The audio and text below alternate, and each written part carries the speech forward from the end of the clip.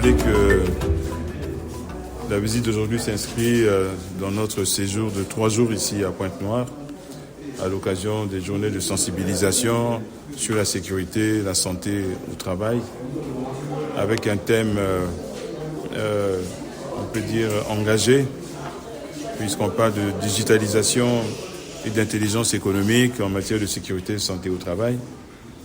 Nous avions commencé hier avec Wingwa, une visite des installations à terre, onshore, et puis de leur nouveau siège. Aujourd'hui, nous sommes ici dans les bureaux de la société Amat, que nous visitons pour la seconde fois depuis peu de temps. Mais nous avons tenu à nous rencontrer de nouveau. Nous n'avons pas pu organiser la visite en mer, c'était assez difficile dans ces délais.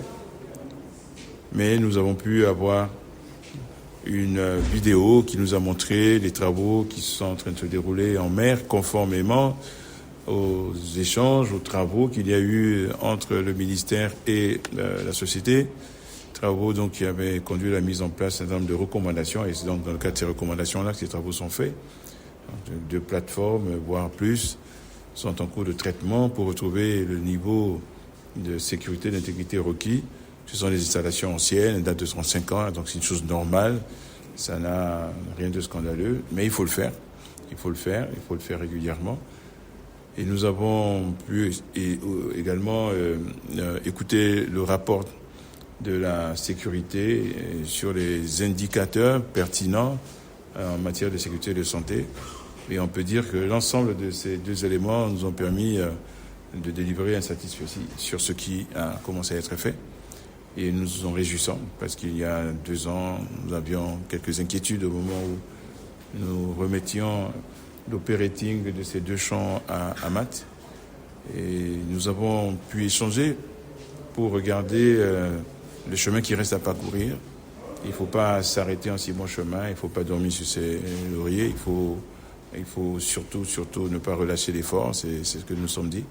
Et nous avons bon espoir que, en bonne communion avec le ministère, nous avons au ministère de la direction hygiène, sécurité, environnement, nous avons l'inspection générale des hydrocarbures qui travaille donc étroitement avec les sociétés en général et Amat en particulier pour la mise en œuvre de toutes les recommandations nécessaires. Et nous allons examiner ensemble le plan d'action à court et moyen terme qui va en découler, de façon à ce que nous puissions arrêter les chiffres, le timing de ces actions et permettre au comité de gestion, qui est l'institution des contrats de partage en charge de l'approbation des travaux et des budgets, puisse se tenir assez rapidement. Donc, nous sortons d'ici satisfaits sur le chemin parcouru, sur les actions engagées, réalisées, sur les actions en cours. Satisfaits aussi de la disponibilité de la société Amat à travailler pour poursuivre, voire accélérer cet effort. Satisfait de la qualité de la collaboration entre Amat et l'administration des hydrocarbures. On ne peut que s'en féliciter.